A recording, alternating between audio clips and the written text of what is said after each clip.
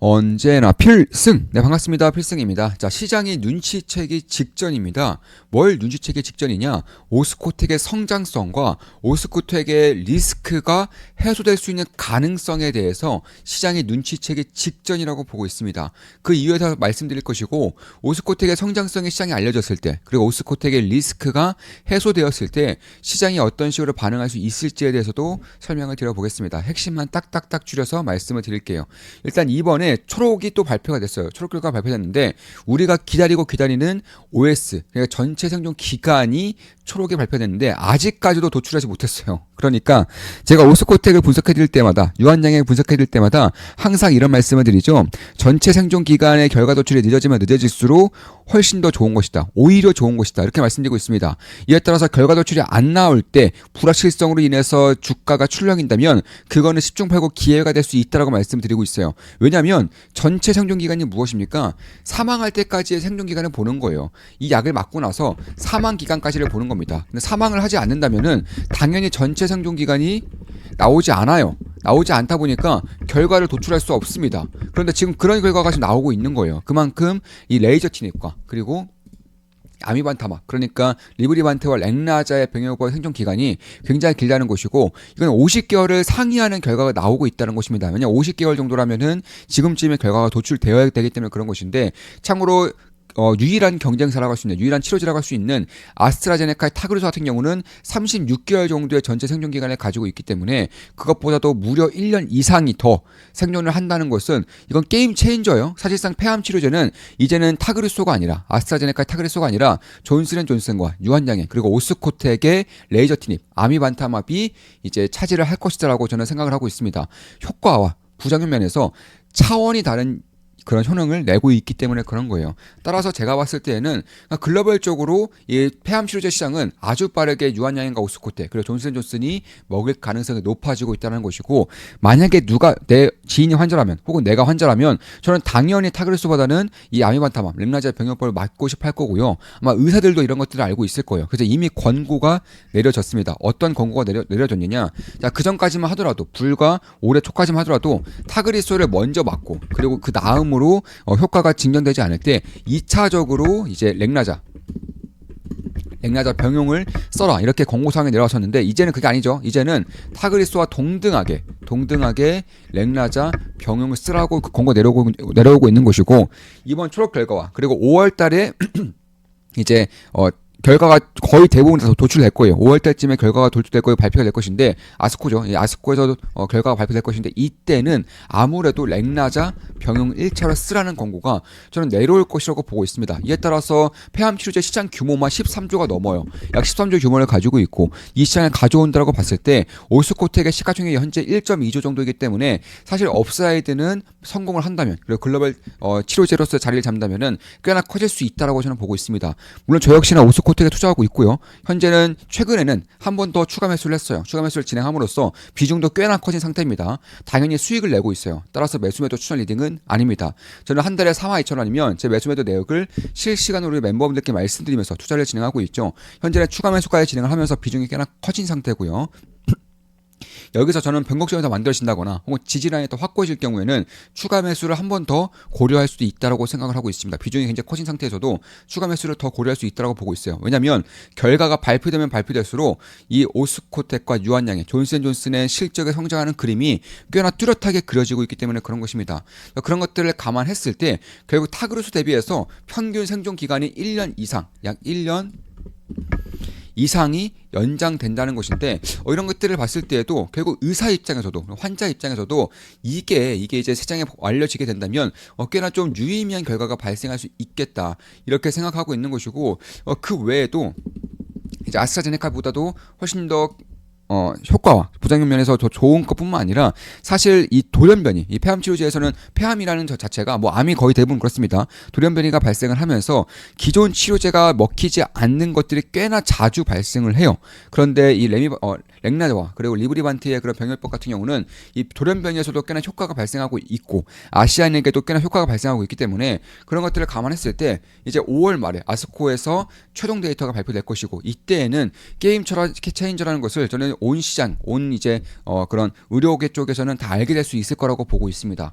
그러니까 지금으로부터 약 2달 정도 남았어요. 이 2달이라는 기간 동안 저는 이 폐암 치료제, 약 15조에 달하는 폐암 치료제에 대한 게임 체인저 발표가 날 것이라고 생각을 하고 있는 것입니다. 특히나 최근에 오스코텍의 주가를 끌어내리고 있는 것들은 결국 이런 렉나자의 병역법에 대한 효과, 부작용에 대한 우려라기보다는 오스코텍의 자회사 상장 때문에 그런 거예요. 자, 예를 들어서 좀 쉽게 좀 말씀을 드릴게요. 자, 쉽게 말씀드려서 오스코텍의 자회사가 제노스코입니다. 제노스코에서 이제 오스코텍으로 물질이 이전된 것이고, 오스코텍에서 유한양행으로 물질이 이제 기술 출시된 거죠. 이제 기술 출시되고 이제 유한양에서 존슨존슨, 얀센으로 이제 기술 출시된 것인데, 이게 그럼 오스코텍의 자회사가 제노스코인데 제노스코를 상장시키겠다는 거예요. 이에 따라서 중복 상장에 대한 리스크가 커지면서 주가가 이렇게까지 하락을 하게 된 것입니다.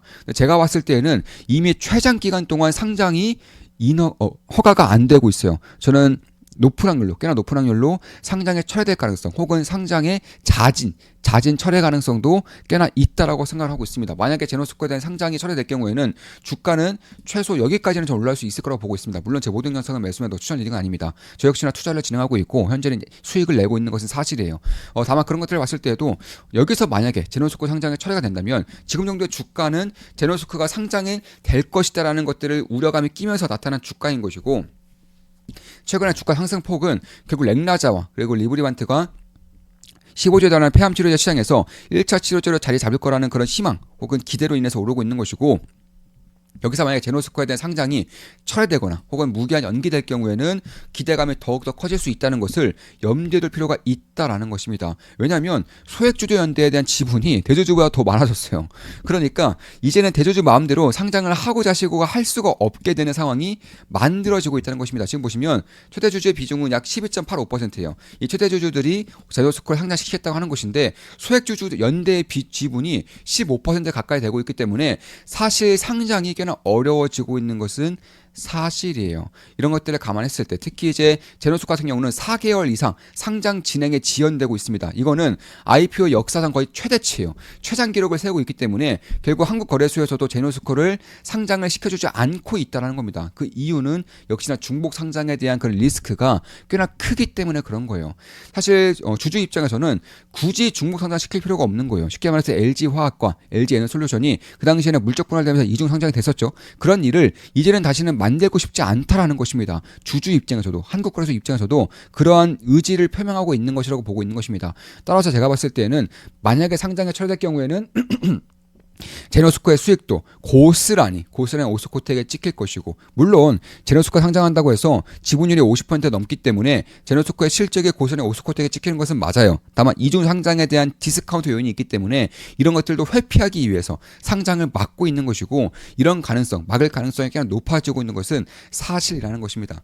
따라서 폐암 치료 입장에서 본다면은 게임 체인저가 발생을 하고 있는 것이고요. 3년에서 5년 이상으로 생존 기간이 연장될 가능성이 꽤나 높아지고 있다. 그런 것들은 결국에는 의료계 입장에서는 결국 타그르소를 쓸 이유가 빠르게 사라지고 있다는 것입니다. 특히 이제 올 아스코에서 발표될 최종 데이터를 보게 된다면 시장은 조금 더 확신성을 가질 가능성이 높아지고 있다는 것이고, 참고로 이 아시아인 환자에서도 꽤나 효능을 보여주고 있고 돌연변이에서도 꽤나 효능을 보여주고 있기 때문에 전 세계적으로도 이 시장을 빠르게 장악할 수 있는 가능성이 높아지고 있다는 것입니다. 특히 이제 SC 제형을 도입하죠. SC 제형을 도입하면서 이제 치료 시간을 5시간에서 5분으로 단축합니다. 그러니까 쉽게 말해서 렉나자가 경구제예요. 렉나자가 경구제이기 때문에 그냥 먹으면 끝나는 거예요. 근데 문제는 리브리반트가 이제 IV 제형, 그러니까 정맥 주사이기 때문에 약 5시간 정도의 투여 시간이 필요했었습니다. 근데 이거를 SC 제형, 피하 주사 제형을 받아들임으로써 5분으로 단축시키는 획기적인 방식이 현재 연구가 되고 있는 것이고, 아마 올해 3분기 내에는 통과될 것이라고 생각이 되고 있어요. 따라서 제가 봤을 때에는 그런 것들을 감안한다고 한다면 결국에는 SC 제형으로 도입이 이 시장을 빠르게 장악할 수 있다는 것이고, 일단 존슨앤존슨 얀센에서 볼 때는 7조 원 정도의 그런 매출을 낼 수 있을 것이라고 밝히고 있는데, 일단 이 폐암 치료제 시장이 13조 정도 됩니다. 약 50%의 점유율을 가져올 것을 예상하고 있는 거예요. 근데 지금까지의 그런 데이터를 본다면은 최소 50% 이상은 당연히 가져올 수 있을 것이라는 것이 이제 데이터로서 나타나고 있다는 것입니다. 그러니까 아무리 보수로 봐도 7조 원 정도 규모는 가능해진다는 거예요. 여기서 15% 정도를 유한양행과 오스코텍이 로열티로서 가져오는 거고요. 그래서 그런 것들 봤을 때 오스코텍의 시가총액 약 1.2조이기 때문에 약 7조 원 정도, 7조 원 정도의 그런 매출이 난다고 가정했을 때 약 15%라고 한다면은 결국 최소 1조 이상, 1조 이상이 이제 매출을 찍히는 것이고, 여기서 유한양행이 6, 오스코텍이 4 정도 나눠간다고 하더라도 결국 오스코텍이 가져갈 수 있는 그런 실적은 4천억 정도. 여기서 제노스코가 나눈다고 하더라도 2천억 정도라는 것이고, 제노스코가 나눌 필요가 없게 되는 상황. 그러니까 제노스코가 상장이 철회될 경우에는 4천억 정도의 그런 실적이 고스란히 재무제표에 찍힐 것이고, 시장도 이런 것들을 염두에 둘 필요가 있다라고 저는 생각을 하고 있는 겁니다. 그런 것들 봤을 때 특히 이제 만약에 그런 렉나자에 대한 그런 매출을 따로 떼서 줄 경우에는 7주에서 렉나자가 약 3.5조 원 정도 돼요. 그리고 여기서 15%라면은 약 4,500억 정도, 4천억에서 4,500억 정도. 여기서 유한양행과 오스코텍이 6대 4로 나눠 갖게 된다면은 오스코텍이 가져올 수 있는 실적은 약 2천억 정도라는 것입니다. 여기서 제노스코가 나눠 갖게 될 경우는 1,000억 정도. 그러니까 최악의 상황에서는 1,000억 정도의 실적이 찍힐 것이고, 그리고 제노스코 상장이 처될 경우에는 약 2천억 정도의 실적은 충분히 찍힐 수 있다. 이런 것들도 굉장히 보수적으로 나온 결과이기 때문에 지금 정도의 시가총액 대비해서 저는 꽤나 좀 매력적일 수 있는 그런 구간이 접어들고 있다라고 생각을 하고 있습니다. 특히 삼상 결과가 통계적인 유의성과 그리고 효과와 부작용 면에서 압도적인 경쟁력을 가져오고 있다는 것이 밝혀지고 있기 때문에 타그리수 대비해서 50개월 이상의 그런 전체 생존기간을 가지고 있다는 것은 결국 1년 이상의 생존기간 연장이 된다는 것이고, 이에 따라서 얀센 같은 경우는 50% 전밀을 가져올 것이다. 그러니까 7조 원 정도 보고 있는데 시장 규모가 13조 정도 되기 때문에 최소 7조 원 저는 가져올 수 있을 거라고 보고 있는 거예요. 저는 10조 이상도 충분히 가져올 수 있을 거라고 보고 있는데, 그냥 보여줘 봤을 때 7조 정도, 여기서의 오스코텍의 실적은 그렇게 된다면 약 2천억 정도가 이 렉나자로만, 다른 거 필요 없이 렉나자로만 찍힐 수 있다라는 것이고, 현재 오스코텍의 그런 시가총액은 약 1.2조 원 정도 됩니다. 그런 것들을 감안했을 때 제가 봤을 때는 뭐 이미 작년부터 어느 정도 실적이 찍히고 있죠. 마일스톤을 받으면서 실적이 찍히고 있는 것인데, 이게 이제 빠르면 올해, 늦어도 올해 하반기 혹은 내년부터는 렉나자에 대한 그런 로열티가 따박따박 들어오게 될 겁니다. 그때는 시장의 오스코텍을 다르게 볼 수 있다는 것이고, 만약에 그쯤에 제노스코의 그런 상장의 철회가 확 실시된다면은 저는 꽤나 유의미한 결과가 지금부터는 발생할 수 있지 않을까, 이렇게 생각을 하고 있는 겁니다. 그런 것들을 봤을 때 결국 중요한 것은 렉나자의 효능이었었는데, 이거는 지금 초록 결과를 발표가 되면서 꽤나 확실성이 진행되고 있고, 5월 말이면은 이게 전 세계의 시장의 결과가 도출이 될 겁니다. 두 번째는 제노스코 상장 여부인데, 역시나 소액주주 연대가 대주주 연대보다 더 지분을 많이 모음으로써 이것도 굉장히 어려워지고 있는 건 사실이에요. 특히 한국거래소에서도 역대 최장 기간 동안 제노스코에 대한 상장에 대한 그런 결과를 도출시키지 않고 있기 때문에 결국 자진 철회를 의도하고 있는 게 아닌가, 이런 식의 합리적인 의심이 된다는 거예요. 그런 것들을 감안했을 때 제가 봤을 때는 이 오스코텍 같은 경우는 결국에는 레이저 티닉만 보더라도 꽤나 저평가 영역이 있을 수 있다라는 것이고, 그 외에도 다른 이제 파이프라인들도 다여섯 개를 가지고 있기 때문에 그런 것들을 감안한다면 오스코텍의 시가총액을 어디까지 줄 수 있을지에 대해서는 각자가 업사이드를 한번 계산해 볼 필요가 있다라는 것입니다. 따라서 로열티로만 저는 2천억 정도는 충분히 발생시킬 수 있을 것이고, 만약에 얀센의 그런 보수적인 전망치는 7조가 아니라 약 10조 정도까지 가져오게 된다면은 훨씬 더 큰 수익을 이 렉나자로만 낼 수 있는 환경이 만들어질 수 있다, 이렇게 보고 있는 것입니다. 특히 이제 돌연변이에 대한 그런 시장 타겟이 굉장히 커요. 특히 동양인의 경우에는 무려 50% 정도가 돌연변이를 가지고 있어요. 근데 이게 타그리스로서는 거의 치료 효과가 별로 없었는데, 이 렉나자 같은 경우는 치료 효과가 굉장히 커질 수 있다는 거예요.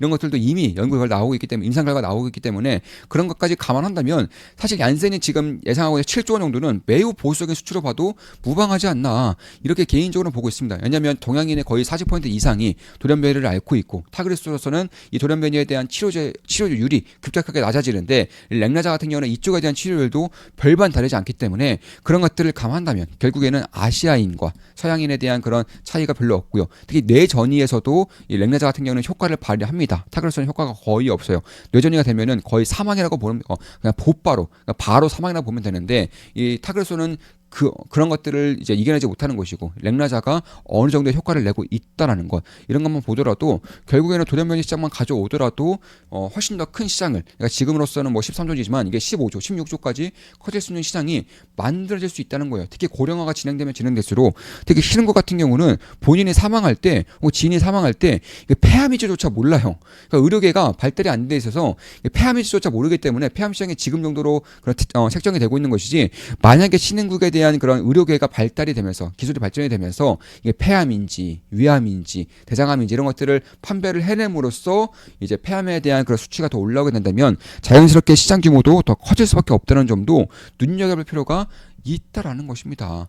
따라서 부작용적인 부분에서도 뭐 상대가 안 되는 그런 수준이라는 것이고 따라서 제노스코의 상장이 처리되느냐 혹은 처리하지 않느냐에 따라서 저는 오스코텍의 주가는 굉장히 크게 흔들릴 가능성이 높다. 따라서 이런 것들은 리스크가 분명히 있기 때문에 면밀히 살필 필요가 있겠지만은 일단 지금으로서는 시간이 가면 갈수록 상장 철회 혹은 자진 철회의 가능성이 높아지고 있는 것은 사실이라는 점입니다. 그래서 그런 것들을 감안했을 때 결국 제노스코만 상장이 된다면 자연스럽게 소액 주주를 달래기 위해서 엄청난 주주 환원을 펼쳐야 됩니다. 그러니까 만약에 제노스코가 상장이 된다. 그런 소액 주주 달래기 위해서 혹은 거의 의무적으로 엄청난 주주 환원책을 펼쳐야 되는데 결국에는 엄청난 주주 환원책을 펼치든가 아니면 제노스코 상장을 철회를 시키는 그런 두 가지 방향성밖에 없다라고 저는 보고 있는 것입니다. 자, 이것으로 방송 마치겠습니다. 지금까지 오스코텍에 대한 분석이었고 되게 폐암 치료 시장에 대한 분석도 같이 해드렸고 유한 양행에 대한 분석도 같이 해드렸습니다. 앞으로도 좋은 분석, 좋은 기업 분석으로 찾아뵙겠습니다. 주식 투자에 대해서 제대로 배우고 올바른 길로 나감으로써 홀로 투자할 수 있을 정도의 실력을 갖추고 싶으신 분들은 좋은만 기쁨당에 바로 오시면 되겠습니다.